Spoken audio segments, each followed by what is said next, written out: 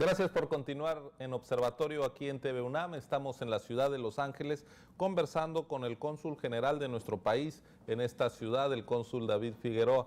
Cónsul, 52 millones de hispanos en Estados Unidos, 33 millones de mexicanos, de ellos casi 12 nacidos en nuestro país que han venido a esta nación. Son grandes números que hacen ineludible atender a esta población desde el punto de vista político. ¿Cómo están influyendo esta presencia en las definiciones de la política norteamericana? Aquí en la ciudad de Los Ángeles, Villarraigosa es un buen ejemplo del peso que va teniendo la comunidad hispana. Bueno, en esto creo que algo muy relevante es cómo el cambio demográfico que está sucediendo en Estados Unidos es una realidad, ¿no? Antes se mencionaba mucho, pero no había datos tan contundentes como los que acabas de enumerar.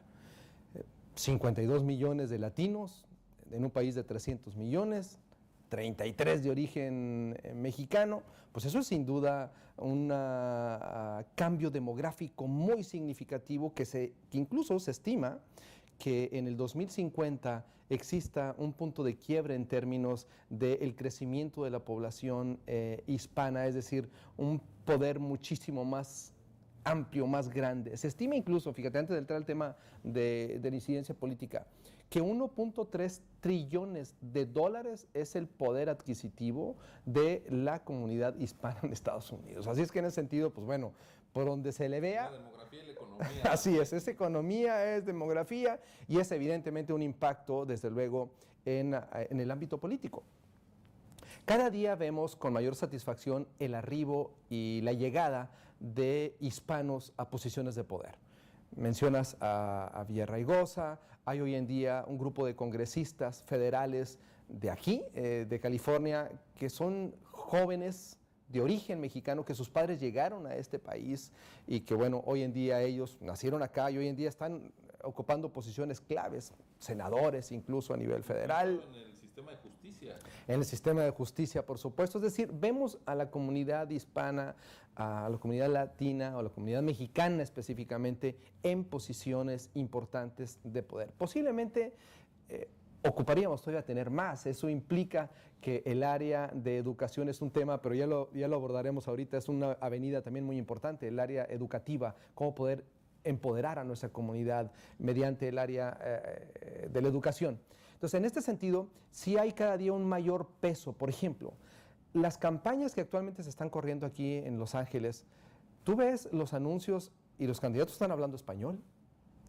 Entonces eso es extraordinario. Antes era impensable que un candidato a alcalde tendría que hablar español para poder conquistar o para poder ganar una elección. Bueno, pues hoy en día, digamos, aquí en Los Ángeles es un requisito poder hablar español para poder, digamos, tener ese nicho estratégico del voto latino, del voto hispano. Así es que en ese sentido vemos cómo ese cambio demográfico está teniendo un cambio también en la forma de hacer política y que, bueno, ese peso que está teniendo nuestra comunidad cada día es más notorio. ¿Y los niveles de participación de la comunidad hispana y en particular mexicana en los procesos políticos, cómo? Aún es bajo. Incluso creo que uno de los grandes retos que se tiene es cómo lograr que la comunidad se involucre más en los procesos electorales. Y en este sentido, creo que uno de los retos que existen es generar esa concientización del poder que se tiene con el voto. Por ejemplo, hay muchos connacionales que llegan y dicen, bueno, yo simplemente con tener mi residencia permanente es suficiente. No doy el paso a la ciudadanía, que es lo que ya te otorga la facultad para poder votar. Dicen, al final de cuentas, la residencia permanente, pues ya tengo un estatus permanente, por consiguiente, pues estoy, digamos, bien, ¿no? Entonces, en ese sentido, creo que uno de los grandes retos que tiene la comunidad, o tenemos como comunidad hispana, es dar el paso al tema de la ciudadanía que te permita y te abra la oportunidad de poder expresar tu voto. Y quienes lo tienen, pues bueno, que verdaderamente lo puedan ejercer. porque es la forma en que nuestra comunidad se empodera más, es la forma en que evidentemente las políticas como hoy estamos viendo desde acción diferida, este Deferred Action que el presidente Obama impulsó para que los jóvenes pudieran tener un permiso de 2 años y trabajar aquí en Estados Unidos sin la preocupación de que puedan ser expulsados de este país. Pues bueno, son medidas y son acciones que están tomando, son reflejo de ese peso que cada día nuestra comunidad está teniendo acá en la Unión Americana. Permítame ahora preguntarle sobre la política mexicana y sobre la participación. Hubo mucha expectativa en su momento cuando se aprobó el voto de los mexicanos en el extranjero. Se hablaban de grandes números, 4 millones de potenciales electores que incluso podrían desde los Estados Unidos en particular definir algún resultado en la elección presidencial. Tenemos ya 2 experiencias, 2006 y 2012, con unos niveles de participación pues realmente marginales, testimoniales, diríamos, unas decenas de miles de votos nada más. ¿Cuál es su valoración? ¿Por qué no están votando los mexicanos en las elecciones presidenciales desde aquí, desde Estados Unidos? Ese es un tema interesante y creo que hay 2 factores que inhiben la participación de nuestra comunidad. El primer factor es que pues no hay campaña aquí. Es decir, los candidatos no pueden venir a hacer campaña acá, están prohibidos, están limitados por ley. Por consiguiente, si la comunidad no tiene acceso a conocer las plataformas políticas o los candidatos, pues la verdad es que eso realmente creo que no motiva a la comunidad. Y el segundo factor que inhibe es que aún seguimos siendo todavía muy rigurosos en el tema del proceso para poder votar. Si bien es cierto, se facilitó, del 2006 al 2012 se dio un paso, creo, significativo de más sencillo, ya no tienes que pagar para mandar el voto vía postal, hoy es gratuito, pero tienes que llenar una serie de formularios, sacar copias a tu credencial de elector, etcétera. Son factores que creo que son todavía muy burocráticos y que inhiben la participación de nuestra comunidad. Sí, la desconfianza en nuestros procesos electorales allá en México le ha puesto tantos candados que puede acabar inhibiendo. Sin duda, esa es la realidad. O sea, partimos siempre de la desconfianza.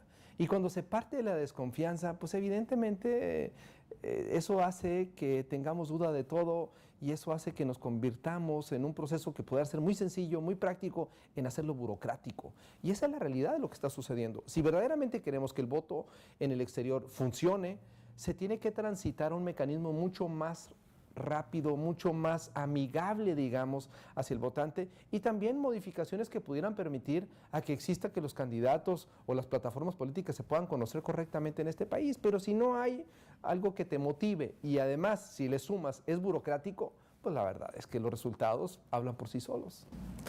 Un tema ineludible en la relación bilateral, aunque fue tratado con mucho cuidado entre los presidentes Obama y Peña Nieto, es el de la reforma migratoria. ¿Cómo está el tema actualmente en la discusión política de los Estados Unidos? Bueno, si bien es cierto, es un tema doméstico, es decir, es un tema que le corresponde solamente al gobierno norteamericano, nosotros como gobierno mexicano damos la bienvenida, evidentemente, a este tipo de iniciativa, porque estamos hablando de muchos millones de seres humanos, es decir, no nada más son cifras, sino son seres humanos que a diario sufren por estar, digamos, alguna expresión, por estar en la sombra, es decir, por no tener la holgura necesaria de poder estar tranquilo en este país o no tener la zozobra de qué te pueda pasar si te pueden expulsar. Por ejemplo, California es un estado amigable, digamos, al tema migratorio, muy amigable, contrario a otros estados que lamentablemente son hostiles para nuestra comunidad. Exactamente, para nuestra comunidad. Entonces, en este sentido, una iniciativa de esta suerte, creo que es una iniciativa que todo mundo gana. Gana Estados Unidos, gana la economía norteamericana. Hay estudios que reflejan con toda claridad ese gran impulso económico que se le daría cuando estas personas puedan desarrollar sus habilidades de una manera mucho más, digamos, confiable, porque ahorita muchos trabajan y se ocupan solamente ciertas habilidades de ellos porque no están documentados. Pero cuando estén documentados, esto libera digamos, sales de las sombras y esto le da rostro a estas personas, les da confianza y se desarrollan de una manera mucho más, más eficiente. Hace poco escuché la expresión de un empresario en Washington y decía él, yo tengo actualmente 2 restaurantes. Si la reforma migratoria se desarrolla, yo en automático puedo tener hasta 10, 11 restaurantes, porque eso va a implicar que voy a tener personas bien calificadas, como son los mexicanos en el tema del aspecto culinario, y puedo desarrollar inmediatamente 11 restaurantes, que hoy no lo puedo hacer porque no tengo gente donde conseguir, ¿sí? Entonces, esto lo planteo simplemente porque son ejemplos muy claros de cómo esto beneficiaría al desarrollo económico norteamericano y también va a beneficiar pues, a un gran número, cerca de 11 millones de seres humanos que hoy en día viven en las sombras y que va a ayudar también en este caso al desarrollo económico pues, de los países de orígenes de estas personas, en este caso México. Muy bien, yo quisiera que fuéramos al tema educativo, ya lo subrayó usted, y fue puesto sobre la mesa en la reciente reunión entre los presidentes de México y Estados Unidos. Vamos a hacer una pausa y regresamos con el cónsul general de México en Los Ángeles, quien nos recibe en su oficina del consulado en esta ciudad de California. Quédese con nosotros, ya regresamos.